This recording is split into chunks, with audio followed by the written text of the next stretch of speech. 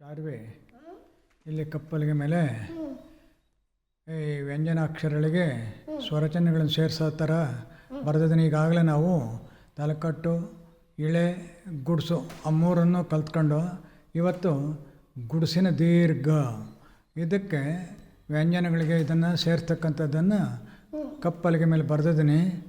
ಇಲ್ಲಿ ಇವತ್ತು ದೀಪ, ಶೀತ ಅನ್ನೋ 2 ಪದ ತಗೊಂಡು ಅವುಗಳಿಗೆ ದ, ಪ, ಶಿ, ತ ಇವೆ 4 ಅಕ್ಷರಗಳಿಗೆ ಸ್ವರಚಿಹ್ನೆಗಳನ್ನು ಸೇರಿಸೋದನ್ನು ಬರೆದಿದ್ದೀನಿ. ಅದನ್ನು ನೀನು ಓದಿ ಹೇಳಪ್ಪ.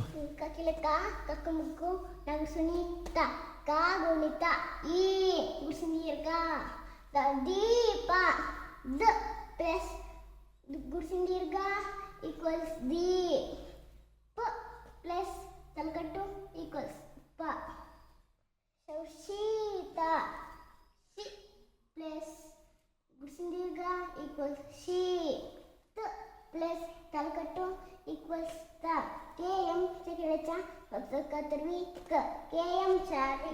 ವೆರಿ ಗುಡ್, ಭಾಳ ಚೆನ್ನಾಗಿ ಹೇಳ್ತೀಯ. ಇವತ್ತು ಗುಡ್ಸಿನ ದೀರ್ಘನ ವ್ಯಂಜನಗಳಿಗೆ ಇಟ್ಟಾಗ ವ್ಯಂಜನಾಕ್ಷರಗಳು ಯಾವ ಥರ ಉಚ್ಚಾರಣೆ ಮಾಡಿ ಪೂರ್ಣೋಚ್ಚಾರ ಬರುತ್ತೆ ಅದನ್ನು ನೀನು ಮನನ ಮಾಡಿಕೊಟ್ಟಿದ್ದೀಯ, ಚೆನ್ನಾಗಿ ಹೇಳ್ತಲೋದಿದ್ದೀಯ.